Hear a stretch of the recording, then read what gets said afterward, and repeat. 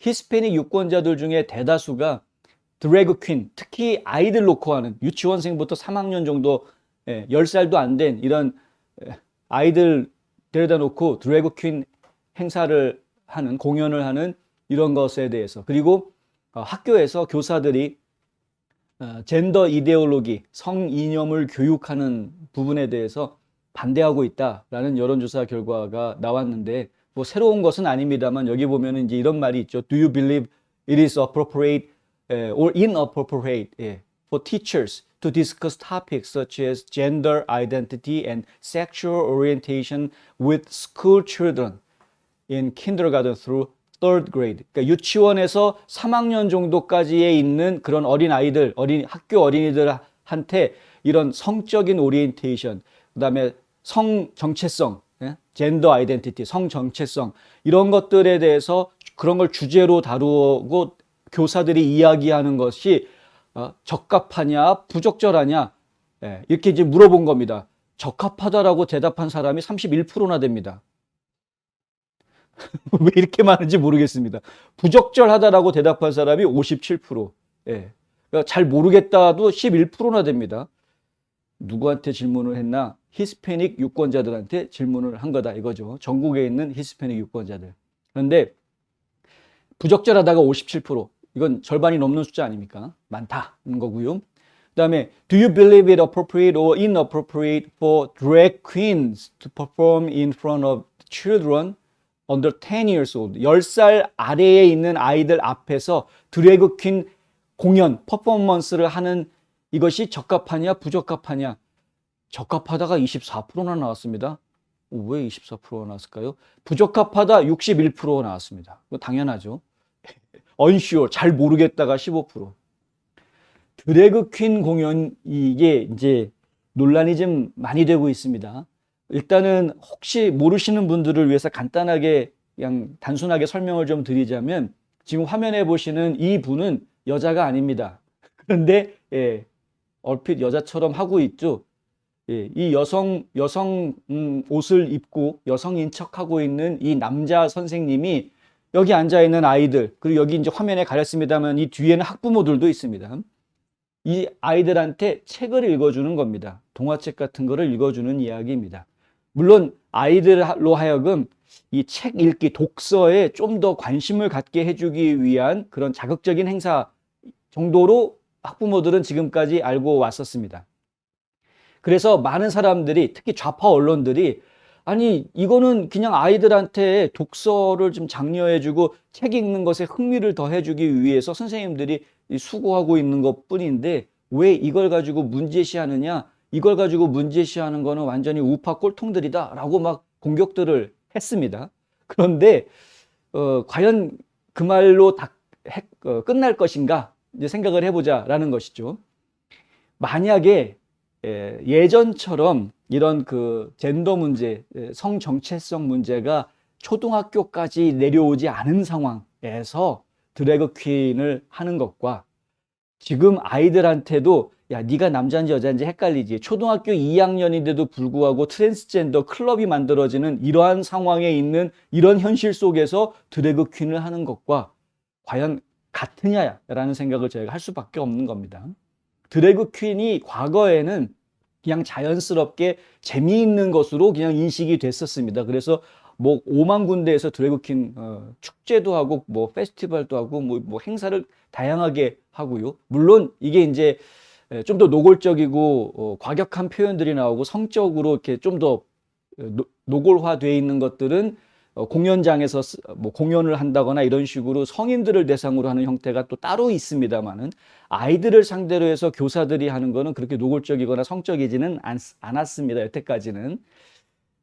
그럴 수밖에 없는 게, 지금 좌파 언론들이 가장 주장하고 있는 부분들이 뭐냐면, 남자가 여장을 했다고 해서 일부러 막 이렇게 섹스 어필하는 그런 야한 옷을 입은 적이 없다는 거죠. 막 이렇게 드러내려고 했던 게 아니다. 그런 드래그 퀸은 학교에서 있었던 게 아니라 외부 바깥의 행사에서, 그것도 성인들이 참여하는 그런 행사에서나 있었던 거지, 아이들 앞에서 드래그 퀸 교사들이 하는 거는 전혀 그런 성적인 게 아니었다.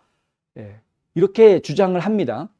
그런데 아까 말씀드린 대로 지금은 세상이 달라졌다는 거죠. 지금은 이 앞에 있는 정치권에 있는 많은 사람들이 이상하게 우리 아이들 학교들을 갖다 이상하게 만들어 놔가지고 화장실도 내가 이 화장실 가는 게 맞는지 헷갈리는 그런 상황에 살고 있고, 지금 아이들 같은 경우에 내가 남자인지 여자인지 잘 구분도 못하는 뭐 이런 상황에 지금 처해 있는 아이들도 너무나 많은 상황인데, 이렇게 혼란스러워져 있는 상황에서 남장 여장 여장 남성 선생님, 이게 아이들한테 과연 어떤 영향을 주는지에 대한 좀 깊은 고려가 있었느냐, 이 질문은 우리가 안 할 수 없는 겁니다.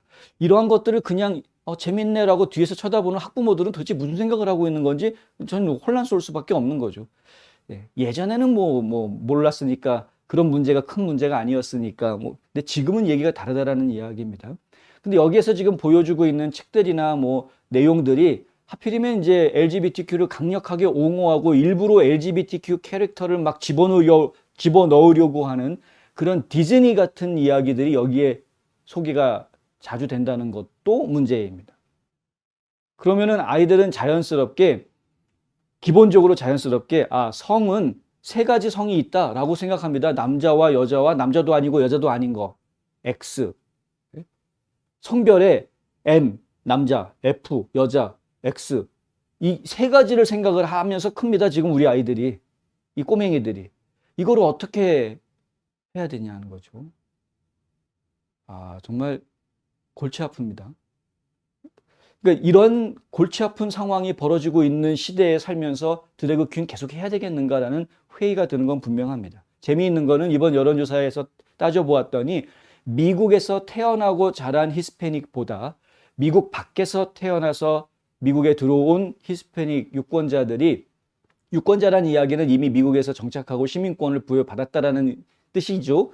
이 사람들이 이 거부 반응이 더 크다. 즉 미국에서 태어난 히스패닉들은 오히려 거부 반응이 별로 많지 않다.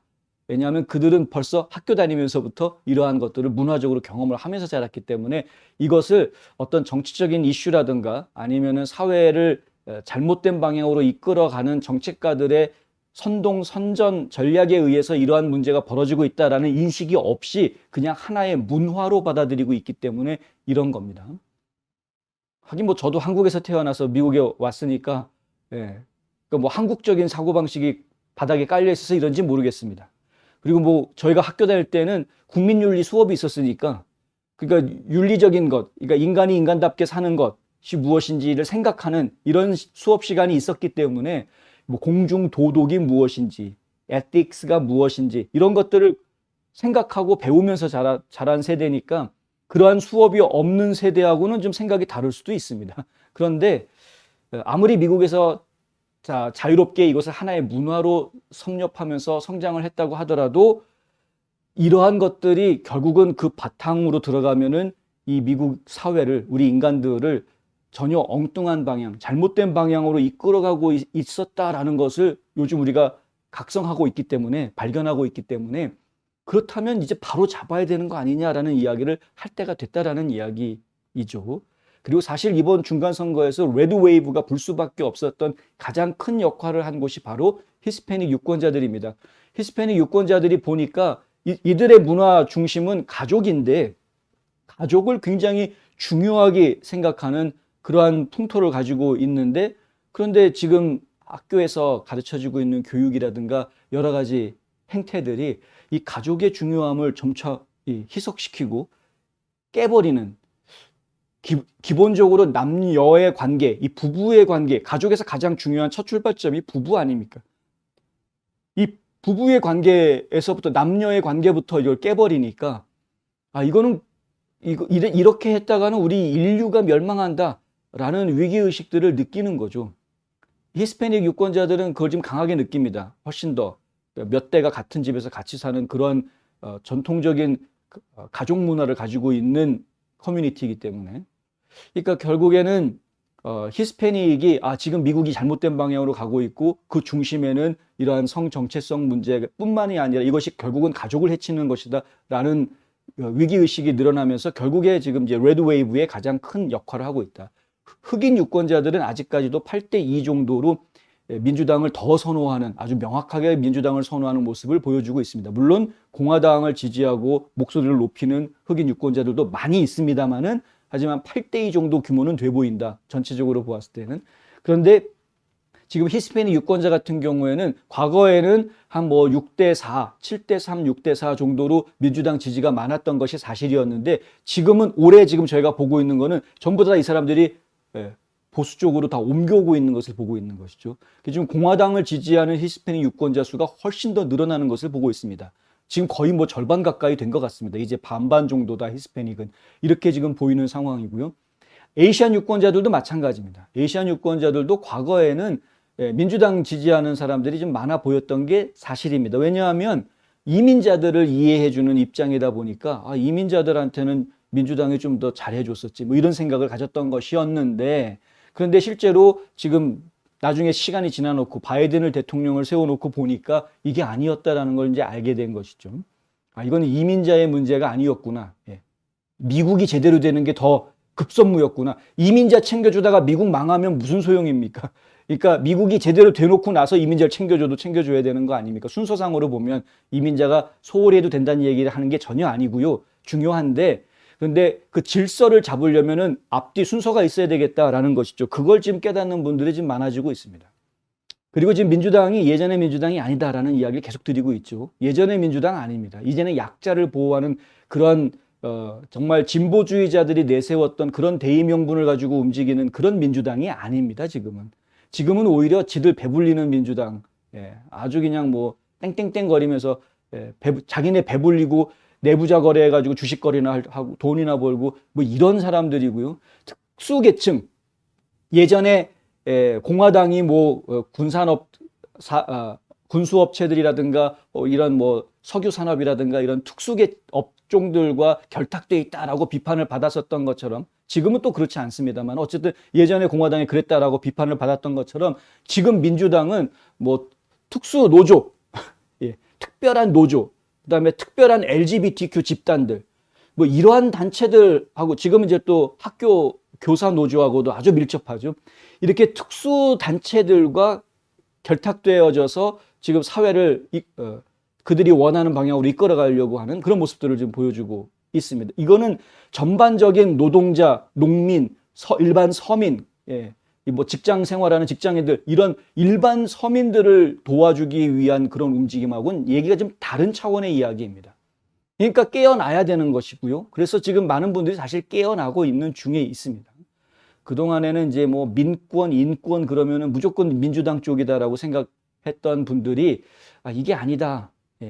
라는 것도 이제 지금 알아나가기 시작하는 그런 단계에 와 있는 것 같습니다. 저는 요번에 2022년 레드 웨이브가 결국은 2024년까지 계속 더 커지는 방향으로 갈 수 있게끔 누군가가 이끌어 주어야 할 것이다 라고 생각을 하고 있고요.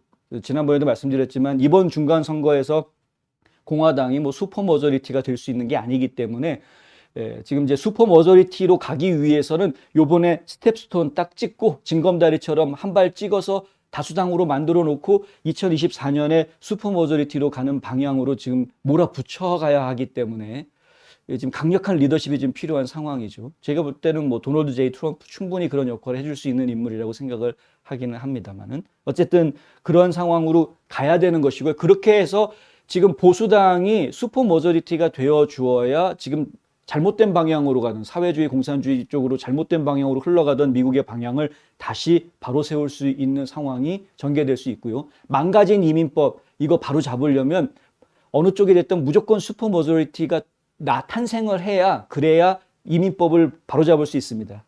245I 조항 그게 가능했던 이유는 당시에 로널드 레이건이 아주 공화당에 아주 강한 힘을 가지고 있었기 때문에 그게 가능했던 거였거든요. 그러니까 지금도 이 대사면을 하던 뭐를 하던 간에 이민법을 제대로 정비하고 제대로 된 이민 정책을 수립하기 위해서는 일단은 슈퍼 머저리티가 어느 쪽이 돼야 된다라는 것이고요. 그런데 이왕 슈퍼 머저리티가 탄생을 하려면 이렇게 막 국경 무너뜨리고 난리치는 그래서 열심히 일해가지고 세금 내고 있는 납세자들을 입장 곤란하게 만드는 이런 정부가 아니라 진짜 국경 튼튼하게 하고 제대로 납세자들의 생활을 아주 윤택하게 해줄 수 있는 제대로 된 정권이 들어서 가지고 슈퍼 머저리티가 되어줘야 이민법도 바로 잡힐 수 있다.